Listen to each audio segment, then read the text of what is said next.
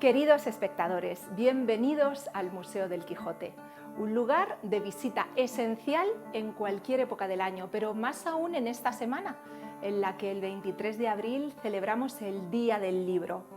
Este Museo del Quijote que va a acogernos una vez más a todos nosotros, a los que nos ven desde casa y nos acompañan en esta visita, pero en esta ocasión no estamos solos. Tenemos también aquí, en directo, en persona, a un grupo de alumnos del CEPA Antonio Gala, el centro de adultos de nuestra ciudad, que vienen a acompañarnos en este particular viaje en el tiempo.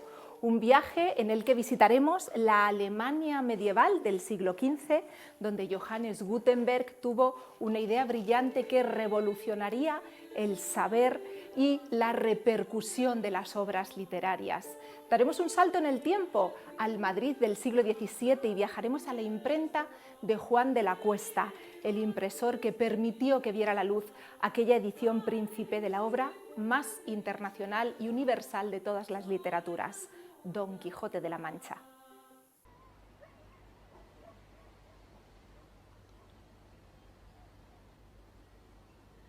En un lugar de la Mancha, de cuyo nombre no quiero acordarme, no ha mucho que vivía un hidalgo de los de lanza en perchero, adarga antigua, rocín flaco y galgo corredor.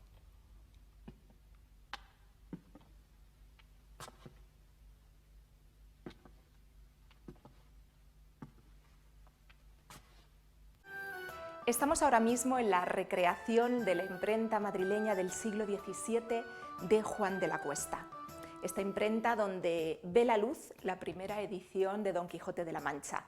Pero vamos a detenernos para hablar un poco de este invento que revolucionó la difusión de la cultura y del saber en Europa en el siglo XV. Estamos en el año 1440 cuando un herrero alemán, Johannes Gutenberg, con una serie de ensayos y de pruebas casi secretas, clandestinas, da con la invención de lo que ahora conocemos como imprenta, centrándose sus investigaciones en la ciudad alemana de Mainz, Maguncia en español. Pues es aquí donde este herrero, este Johannes Gutenberg, comienza a observar el funcionamiento de las prensas de uva para fabricar vino. Y centrándose en eso, y gracias a una idea revolucionaria, la de los tipos móviles, va a conseguir desarrollar lo que conoceremos más tarde como la imprenta. Pues bien, vamos a dar un salto en el tiempo y nos vamos a ir desde la Alemania del siglo XV al Madrid del siglo XVII. En concreto, en una ubicación, la calle Atocha. Aquí es donde estaba la imprenta de Juan de la Cuesta. Así es el nombre del impresor bajo el que aparece publicada la primera edición, la edición príncipe del Quijote. Aunque cabe destacar que en esta imprenta del siglo XVII, en un tiempo de hombres, son tres las mujeres que dirigen el taller o el negocio. Nombres propios como María Rodríguez Ribalde, María de Quiñones o Catalina Gómez, que, como decimos, en una época de hombres dirigen un taller a la altura casi de la imprenta real. En este momento es Juan de la Cuesta quien dirige este taller, este negocio familiar, y es aquí donde llegará un Miguel de Cervantes con su manuscrito para imprimir esa primera edición. Toda esta información sobre cómo funcionaban las máquinas de esta imprenta del siglo XVII se consigue gracias a la magnífica labor de divulgación y de difusión cultural que se realiza desde la Sociedad Cervantina. Sociedad que tiene precisamente su sede en Madrid, en la calle Atocha, en la misma ubicación donde la imprenta de Juan de la Cuesta funcionaba en el siglo XVII. Y en concreto quiero agradecer la labor fundamental de José Francisco Castro, que es el gerente de la imprenta de esta Sociedad Cervantina, que nos enseña cómo funcionan todas las máquinas que tengo aquí atrás y que nos hace ver lo laborioso del proceso de elaboración de un libro. Vamos a recorrer estas máquinas y me voy a convertir en un oficial cajista, en un oficial componedor, en un oficial prensista para que veamos cómo funcionaba este proceso y sepamos cómo se pasa del manuscrito al libro de Don Quijote de la Mancha. Acompáñenme.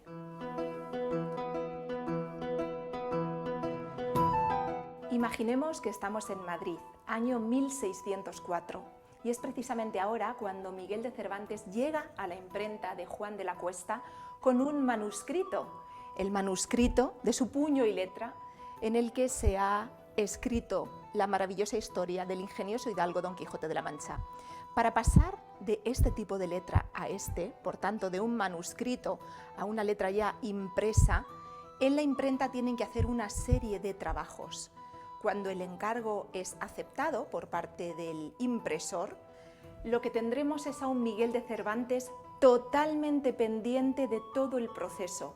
Esta es una de las curiosidades de la publicación del Quijote, y es que en los 2 meses que duró toda la elaboración de la impresión de la primera parte de Don Quijote de la Mancha, se cuenta que Miguel de Cervantes no se separaba de la imprenta, vigilando las labores de los distintos oficiales y en muchas ocasiones enfadándose ante la cantidad de errores o de chapuzas que cometían para transcribir su obra.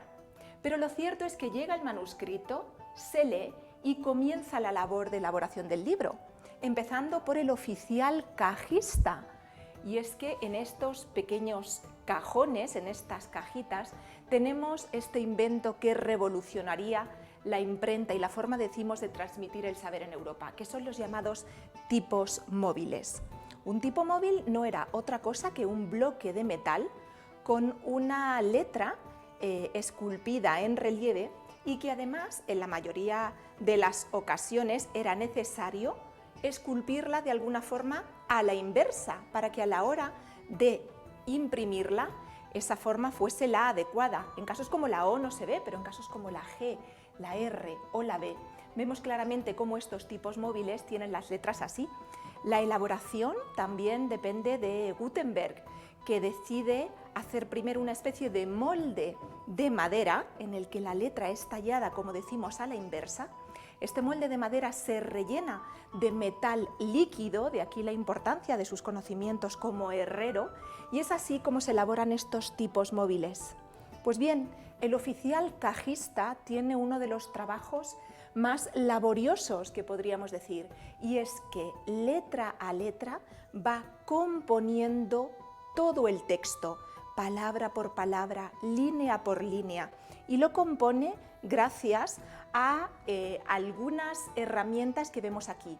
La primera, tipo móvil; la segunda, el componedor, es decir, esta especie de placa que se va colocando para que letra a letra el cajista vaya escribiendo las palabras, o mejor dicho, transcribiendo las palabras del manuscrito. Una vez colocadas en el componedor, todo el texto se metía en la galera. La galera es precisamente esta estructura en la que el texto se introduce siempre con los tipos móviles de metal.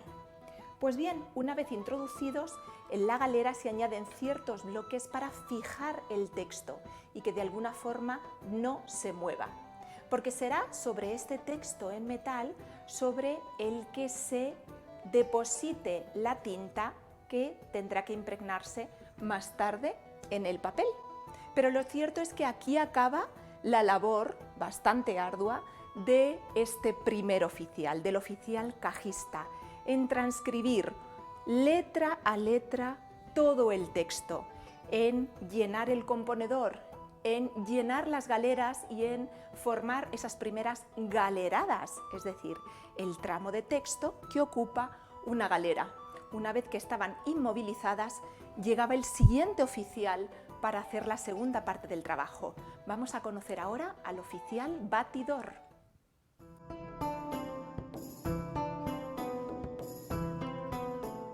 Estamos ahora en el puesto del oficial batidor. Batidor, que es una palabra que viene de batir, porque este es un poco el proceso que se tiene que hacer para fabricar la tinta. Aunque más adelante hablaremos del papel, que no se fabricaba en las imprentas, es cierto que la tinta sí se fabricaba en cada una de las imprentas.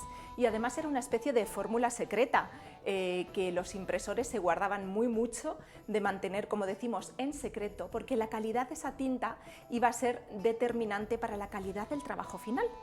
¿Cómo se hace la tinta que necesitamos para imprimir en este tipo de imprentas?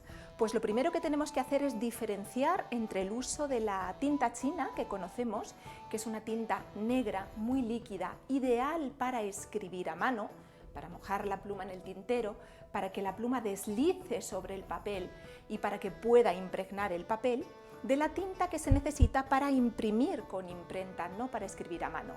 Pues bien, en este caso, la tinta se elabora con una mezcla de aceite de linaza que se calentaba, se ponía a cocer poco a poco y al que se le añadía el llamado negro de humo.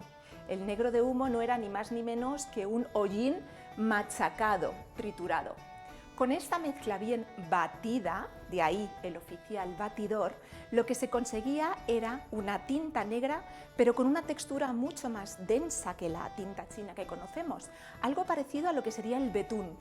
Pues bien, el oficial batidor, con ese betún y con la ayuda de una espátula, extendía sobre una superficie de madera toda la tinta, todo ese betún negro, toda esa tinta de negro de humo. Y a continuación cogía estas dos herramientas. Son los llamados tampones o balas, que consistían en su forma, en una especie de embudo de madera que estaba hueco, vacío, y al que se rellenaba de lana de oveja.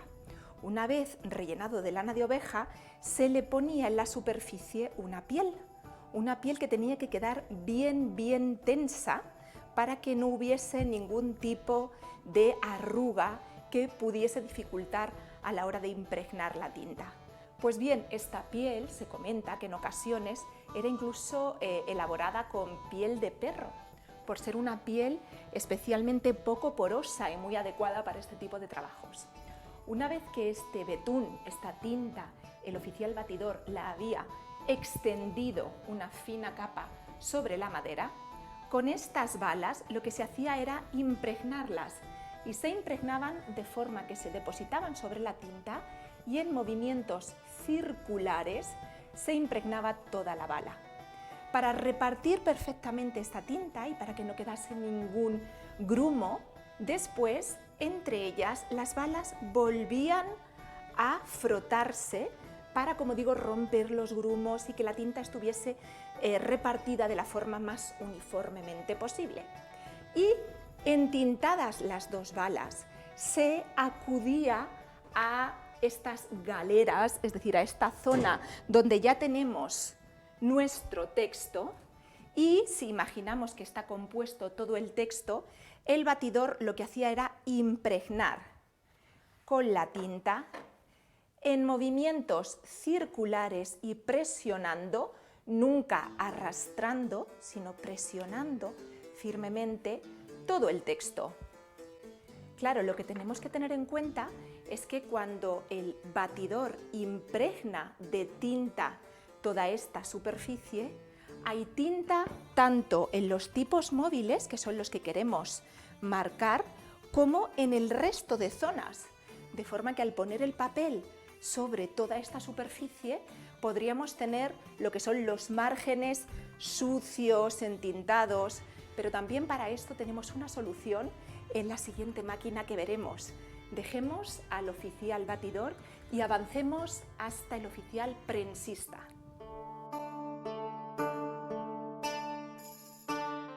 Una vez que el oficial cajista ha compuesto el texto en la galera, una vez que el batidor ha impregnado con esta tinta hecha en casa, con esta tinta casera de la propia imprenta, tinta de negro de humo, todo el texto, llega el momento en el que hay que colocarlo y hay que pasarlo al papel, gracias precisamente a la prensa. Y si antes explicábamos que la tinta era algo que se fabricaba en la propia imprenta, tenemos que hablar ahora del papel, porque el papel no se fabricaba en las imprentas, se compraba y se adquiría. El papel, que nosotros conocemos como este producto que está hecho de básicamente pasta de madera, es decir, de celulosa, realmente comienza a hacerse de este material en torno al año 1850. Pero estamos hablando del siglo XVII y aquí el papel estaba hecho de tela, básicamente de lino. Los molinos papeleros se encargaban de machacar, presionar, triturar trapos de lino que después se lavaban, se secaban, se estiraban, se planchaban en finas láminas y es así como se elaboraba el papel.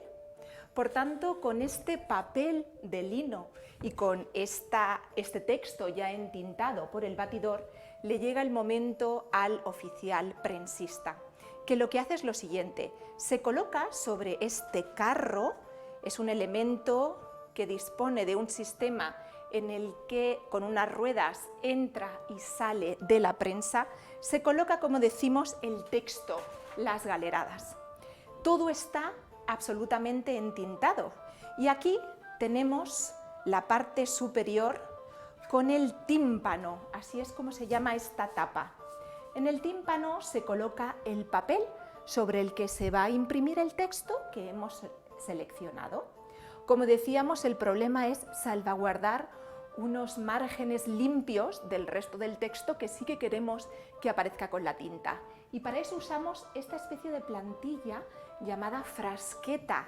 La frasqueta lo que me hace es de alguna forma proteger y salvaguardar todos los márgenes, de forma que queden limpios y solo aquí aparezca el texto marcado con la tinta, ¿verdad? Una vez que está colocado el papel, recordemos, papel de lino, una vez que está situada la frasqueta protectora de las guarniciones o los márgenes, lo que hacemos es cerrar con las bisagras que tiene el tímpano sobre el texto que hemos entintado. Una vez que se cierra este tímpano, lo que haría el oficial prensista sería empujar el carro hasta la prensa y con esta manivela, con esta barra, hacer bajar un peso importante para que quedase prensados todos estos tipos móviles, de forma que una vez introducido el carro con el peso bajado y bien apretado con esta barra, se imprimían estos tipos móviles entintados.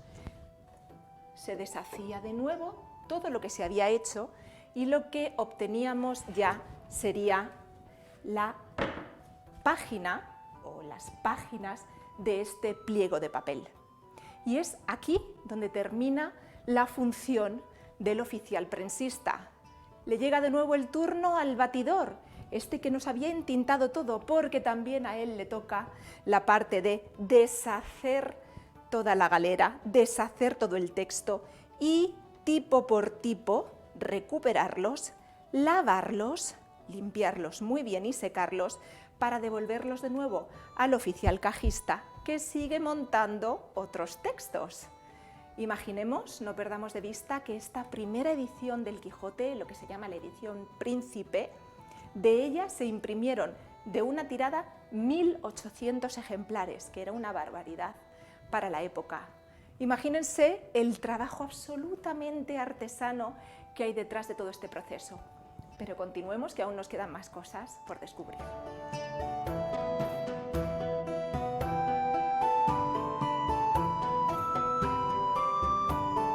Una vez que salimos de la prensa con el pliego impreso, con este papel totalmente impregnado en la tinta fresca, lo que necesitamos es ponerlo a secar.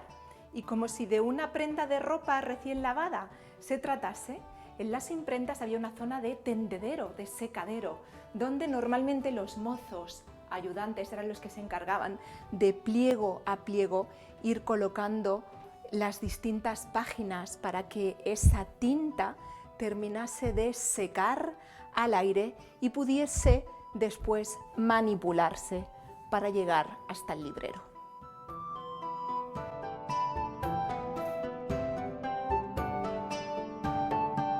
Pues bien, así sale de la prensa nuestro primer pliego.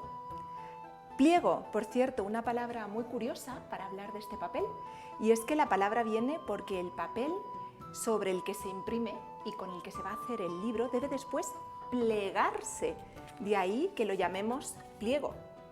Aunque parezca increíble, sobre todo pensando en el proceso de elaboración de un libro hoy en día, este era el momento final del libro en la imprenta. Aquí es donde terminaba la labor de los oficiales de la imprenta de Juan de la Cuesta, y es que así salía directamente al librero, en este caso a Francisco de Robles, el librero madrileño que venderá el Quijote. Por tanto, un primer momento de sorpresa, y es que el Quijote se vende así, en pliegos, en la librería.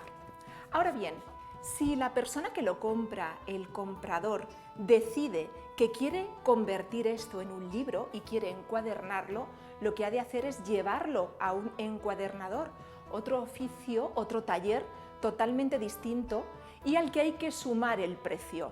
Esto del precio también es un dato muy curioso, y es que el precio del Quijote, como el de todos los libros de la época, no lo fija ni el impresor ni el propio autor, sino el gobierno, en este caso la corona, que establece un precio máximo para el Quijote. En este caso, la corona dice que autoriza a que cada uno de estos pliegos se vendan por la cantidad de 3 maravedís. 3 maravedís es lo que costará este pliego, que después tendrá que imprimirse 1800 veces, hasta 83 pliegos, que son los que componen con las 4 caras por un lado y por otro este maravilloso libro, Don Quijote de la Mancha. Así sale, como decimos, al librero, y será después cuando cada cliente vaya a encuadernar, si así lo desea, este libro. Si así lo desea, porque el proceso de encuadernación era mucho más caro. Ya no tenía un precio establecido por la corona, sino que el precio dependía de muchas cosas, como por ejemplo del material con el que se encuadernase, de todos los ornamentos que se pusiesen. No era lo mismo una encuadernación en madera, en cartón, en papel o en piel. No era lo mismo que esa encuadernación tuviese apliques de metal, incluso joyas preciosas incrustadas, o que fuese una encuadernación totalmente sencilla. Por tanto, podía pasar desde 50 maravedís a 700 maravedís en la época. Lo que es curioso es saber que así es como sale de la imprenta, y que una vez que yo como compradora adquiero el Quijote de esta forma, decido ir a un encuadernador. Veamos cómo es el proceso de este otro taller de encuadernación.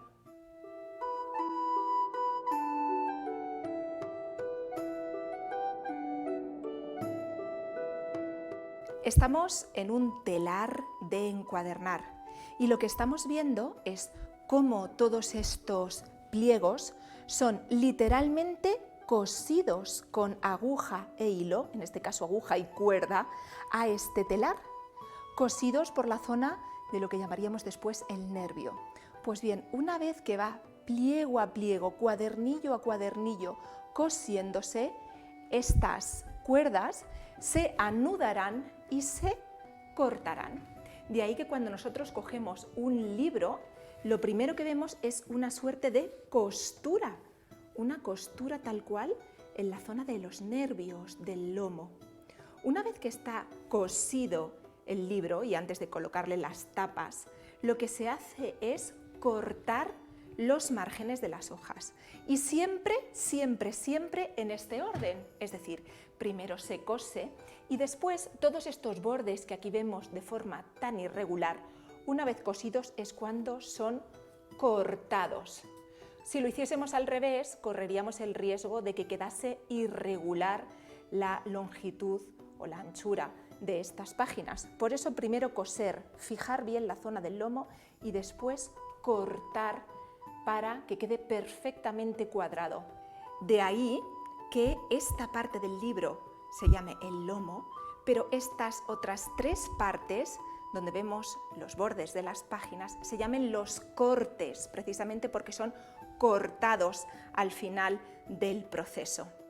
Para asegurarnos la firmeza, lo que se vuelve a hacer ya en el proceso de encuadernación es colocar de nuevo peso, una prensa para prensar este libro, ya sin libro, que acaba de coserse, que acaba de cortarse, al que se le han añadido, como decimos, unas tapas que podían ser de distintos precios según el material del que estuvieran elaborados. Y con este peso final es como el libro salía y podía ser adquirido nuevamente por el comprador. Hemos de decir que la primera parte se publica en 1605 y 10 años después ya es conocida en toda Europa, en un éxito sin precedentes. Y es que estamos hablando de la obra universal de la literatura más famosa de todos los tiempos, Don Quijote de la Mancha. Harto aire ha de darme cuando llegue a los campos de Montiel y vaya deshaciendo agravios y poniéndome en ocasiones de peligro donde cobraré eterno nombre y fama. Y si Amadís añadió a su nombre el de su patria, así también voy a hacerlo yo. ¿De qué nombre habla? Pues ¿cuál va a ser, mujer? El que pienso llevar de ahora en adelante. El mío.